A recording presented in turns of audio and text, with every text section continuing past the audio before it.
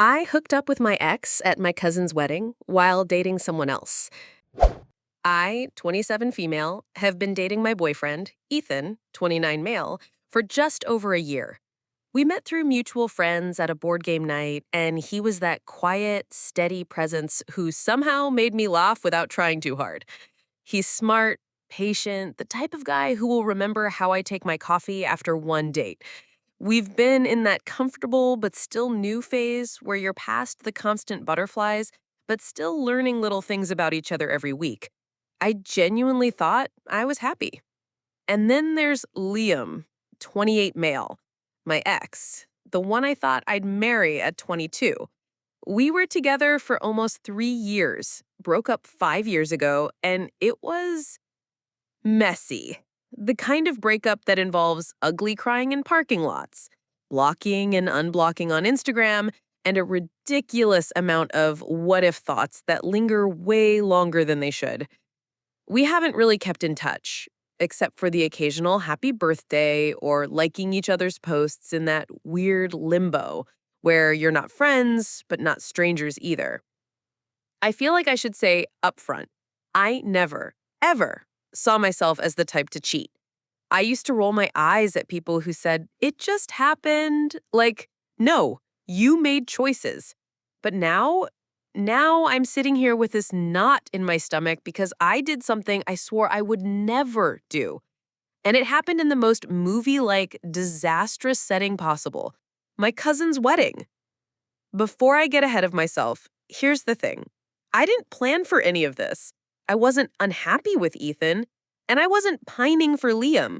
But life, or maybe alcohol and nostalgia, had other plans, and I'm still reeling from the fact that I am the main character in this kind of story.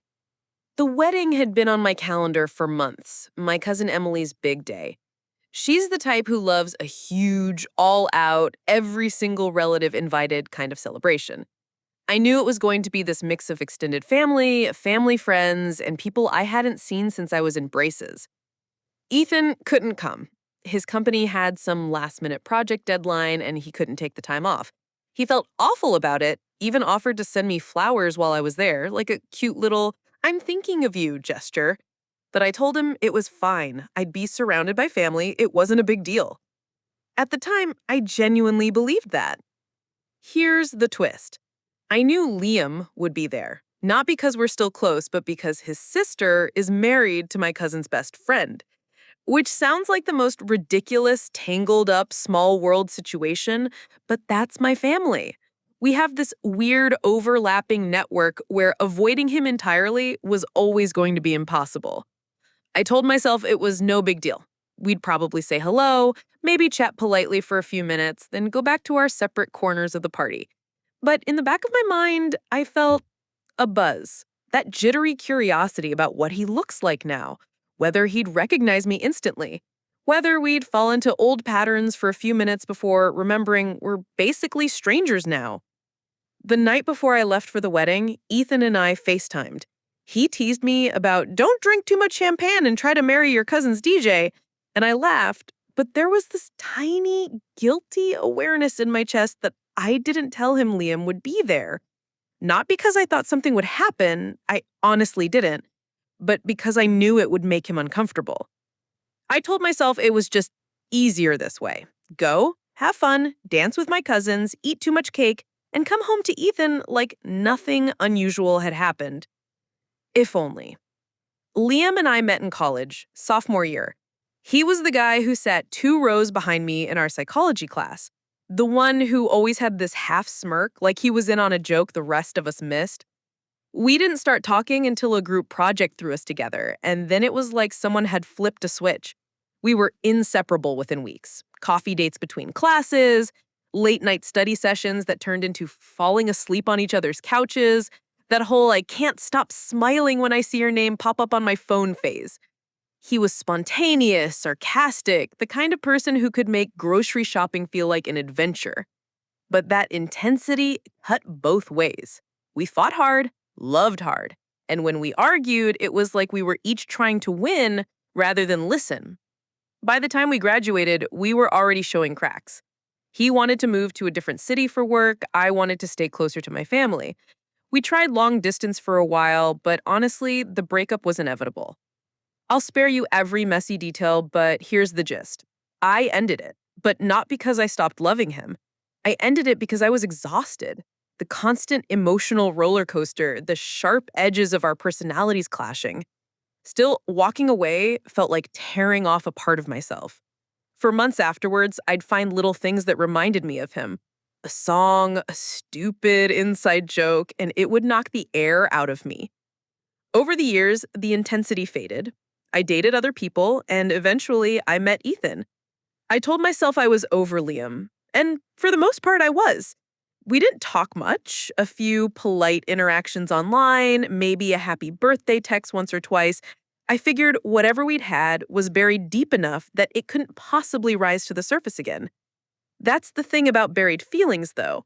All it takes is the right night, the right music, the right amount of champagne, and suddenly they're not buried at all. We said hello. It was polite at first. How have you been? What are you up to these days? But there was this undercurrent I couldn't ignore. Every time he laughed, my brain would flash to memories I hadn't thought about in years. Us dancing in my tiny college apartment, him singing badly in the car, me wearing his hoodie because it smelled like him. The night went on and the champagne kept flowing. I danced with my aunts, my cousins, even the flower girl at one point. Every so often, I'd catch Liam watching me from across the dance floor, and instead of looking away, I'd smile back. By the time the DJ switched to a mix of old hits and slow songs, I was flushed from dancing, tipsy, and just floating? That's when Liam came over. He didn't ask, just took my hand and pulled me into a slow dance.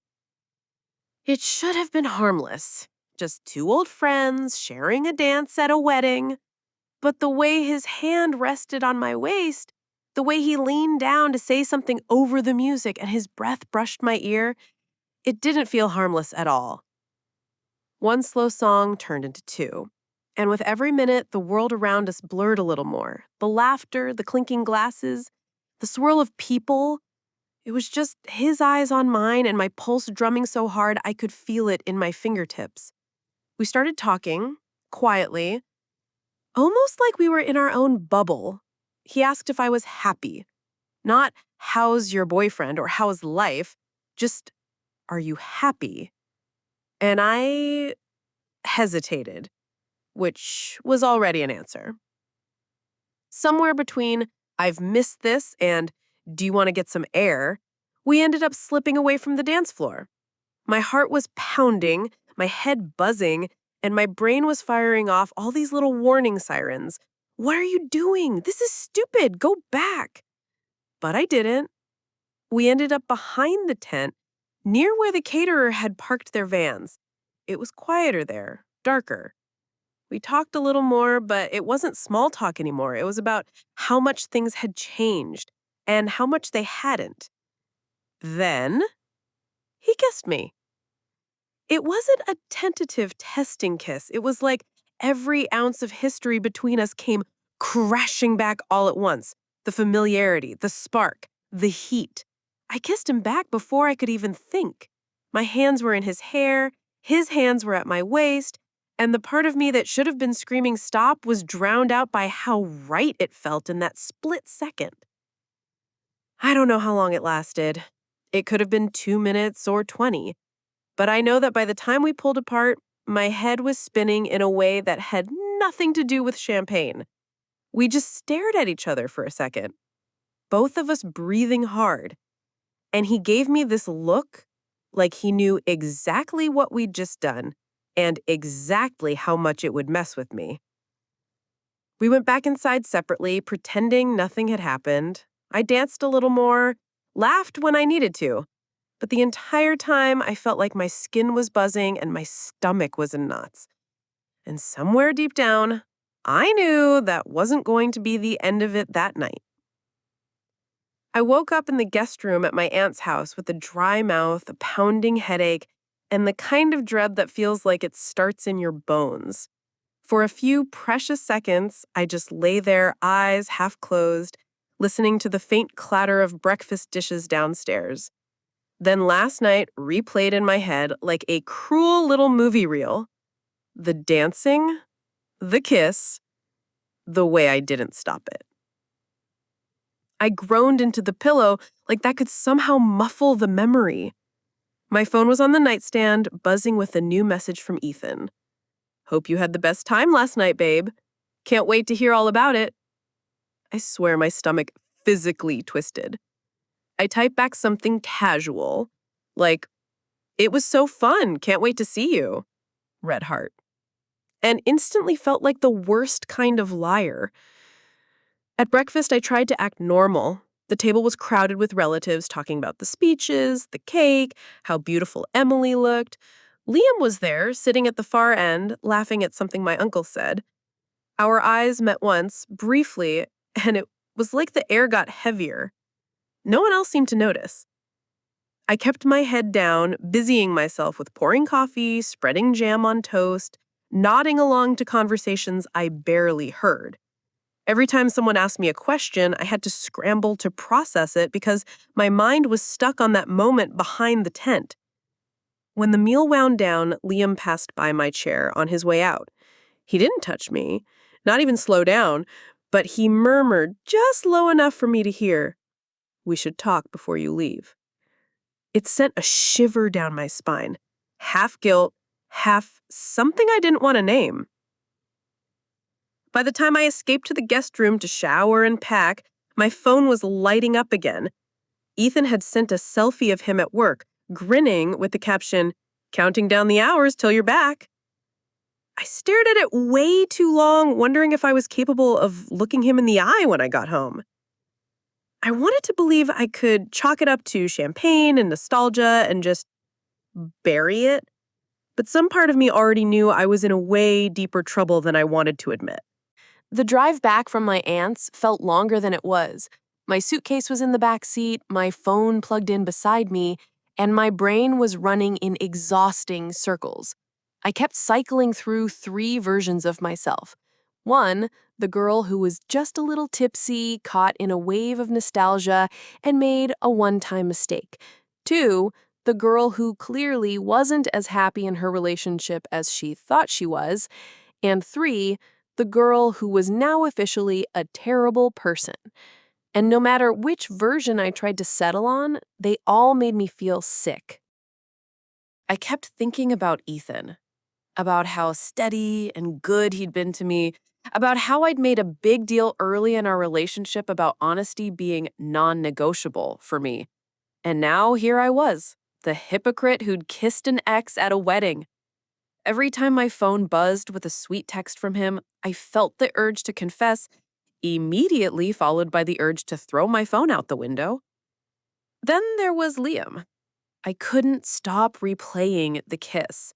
It wasn't just the physical part, though that was enough to haunt me. It was the familiarity. Like I'd stepped into an old skin that still fit perfectly, even though I'd outgrown it years ago. And that was the part that scared me. If I could feel that way with him, did it mean something about Ethan? About us? I tried to rationalize. It was just the champagne. Weddings make everyone emotional. You haven't seen him in years. Of course it messed with your head.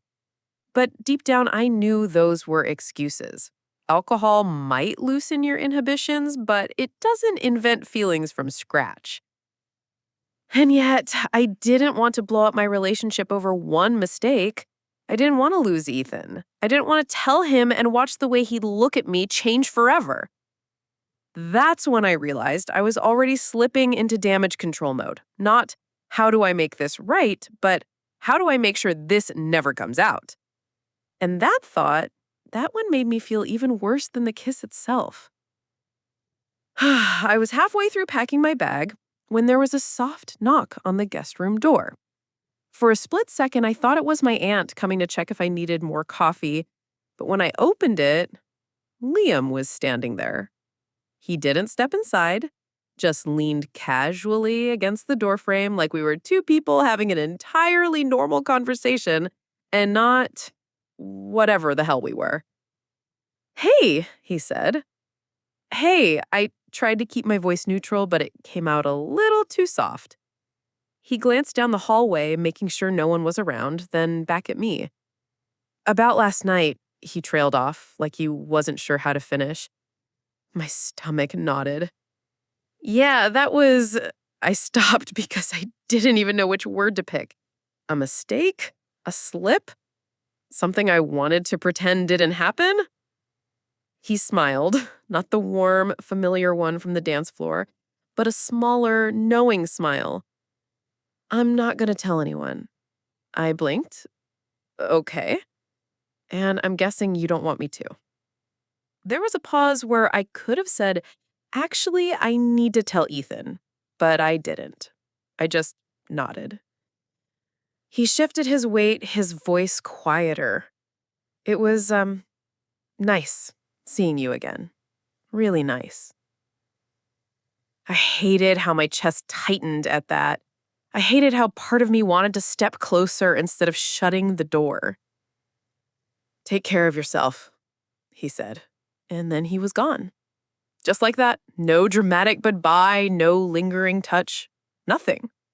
Which somehow made it worse because it left me standing there staring at the empty hallway, wondering if he'd meant it when he said, "really nice." I finished packing with shaky hands, hyper aware of how much heavier my suitcase felt than it had when I arrived. Not because of the clothes, because of everything I was taking home in my head. Walking through my apartment door felt surreal, like I'd stepped back into a version of my life I was supposed to belong to, but it didn't quite fit right anymore. Ethan was in the kitchen making dinner, music playing softly, the smell of garlic and onions filling the air. He turned around when he heard me and grinned that wide, genuine grin I'd fallen for. "Hey, you," he said, wrapping me in a hug. I clung to him for a second longer than usual, hoping he couldn't feel the way my heart was pounding. He kissed me, asked how the wedding was, and I told him the safe version. Beautiful ceremony, great food, lots of dancing. I left out the part about almost choking on my champagne when I saw Liam. I left out the slow dance. I definitely left out the kiss behind the tent. The whole evening I felt like I was overcompensating, laughing too loudly at his jokes, asking too many questions about his day, leaning across the table to touch his hand more than usual. It was like if I acted loving enough, maybe it would cancel out what I'd done. But guilt has this awful way of slipping into the cracks. When he asked if I missed him, I said, "Of course," without thinking. But part of me flinched inside. When he told me he wished he'd been there, I felt a cold pang in my chest because I wished that too, but for entirely different reasons, so. Later that night, after he'd fallen asleep beside me, I lay there in the dark, staring at the ceiling. My phone lit up on the nightstand, a text from an unknown number. I unlocked it to see Liam. Made it home net? No emoji, no follow-up, just that. I stared at the message until the screen went dark again, my mind buzzing with 100 possible replies and one clear truth. Whatever I chose to do next, I was in deeper than I wanted to admit. It's been a few days since the wedding, and I feel like I've been walking around with this invisible weight on my shoulders. Ethan has no idea. He's been sweet and normal and completely himself, cooking dinner, making weekend plans, sending me memes during the day. And every time I look at him, I feel this wave of guilt that makes me want to blurt everything out. But then I picture what that would look like, the way his face would change, the way the trust we've built would dissolve in seconds. I keep telling myself, it was one kiss, one stupid, reckless, champagne-fueled kiss. It doesn't have to mean anything. Except it does mean something because if it didn't, I wouldn't be replaying it in my head. I wouldn't be reading Liam's text over and over and wondering why part of me wants to reply. I feel split in half. One side of me wants to erase it, pretend it never happened, move on, be the girlfriend Ethan thinks I am. The other side is scared that kissing Liam stirred something up I've been ignoring. Not that I want him back exactly, but that Maybe I've been lying to myself about how fully over him I was. I haven't replied to Liam's text. Every time I pick up my phone, I hear my own voice in my head saying, "Don't make this worse." But then another voice whispers, "What harm would it do to just talk?"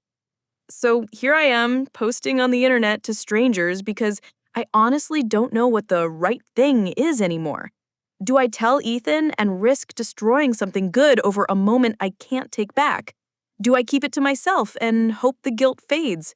Does the fact that I'm even asking mean I'm already the worst kind of person?